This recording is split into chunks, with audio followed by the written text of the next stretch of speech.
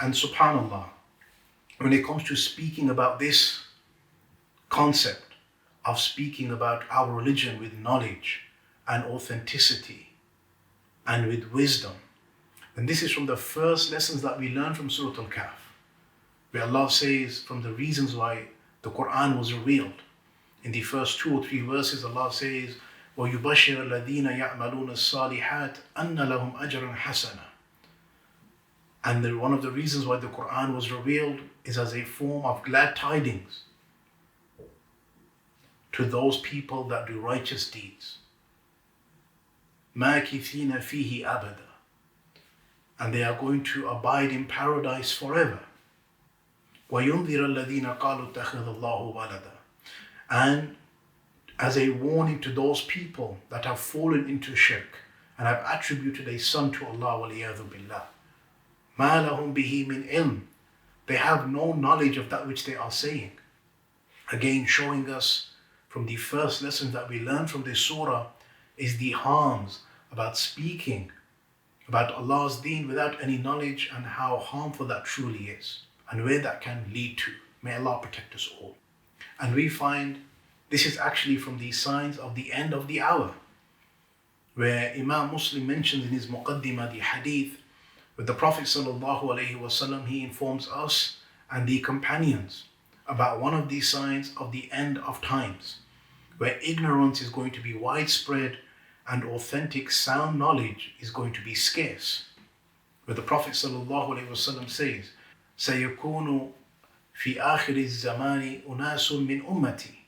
At the end of times, there's going to be people from my ummah, Muslims, not the outside, not the other religions, not the other people from my ummah, Muslims. يُحَدِّثُونَ. They're going to be mentioning knowledge and information. بِمَا لَا تَسْمَعُوا أَنْتُمْ وَلَا آبَاؤُكُمْ.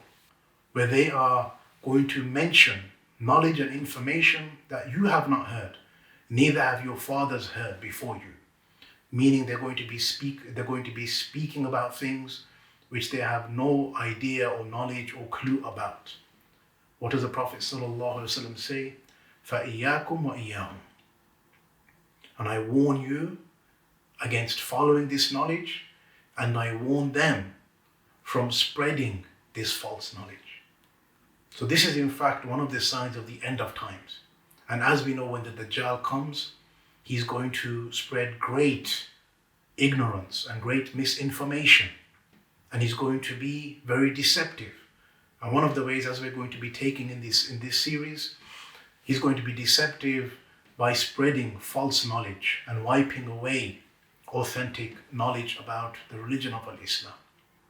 And one of the ways this is going to transpire, where ignorance is going to prevail, is that hadith with the Prophet ﷺ. He teaches us that Allah is not going to take away knowledge by plucking it away and making it disappear from the hearts of people. No. Knowledge is going to disappear with the passing away with the scholars, with those people that dedicate their entire lives to learning about their deen. And when they pass away, slowly but surely, nobody's going to follow that path. Nobody's going to seek knowledge the way they should. And what's going to happen? Ignorance is going to become widespread, and authentic knowledge is going to become very scarce. At the end of this hadith, the Prophet ﷺ, he said, اتَّخَذَ النَّاسُ رُؤُوسًا جُهَالًا. And then people are going to take these ignorant people as their leaders and as their source of guidance and leadership. فَضَلُّوا وَأَضَلُّوا.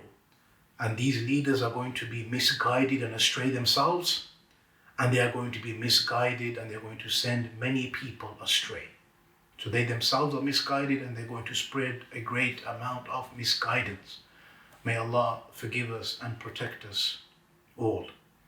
It's clear anytime that we look at the ahadith discussing fitna and difficulty, whether that's the difficulty that we face on a daily basis, or if it's the difficulty and hardship that we face at the end of times, it's very clear the solution is our relationship with Allah, our knowledge of Allah and His religion and His Prophet sallallahu alaihi wasallam.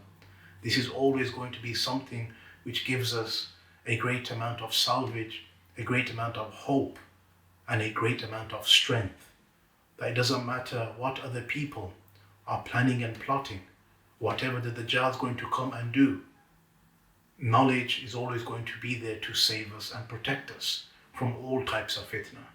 This is a very key point that we learn throughout the concept and branches when it comes to learning about fitna and tests and trials, and how we save ourselves and how we attain salvation.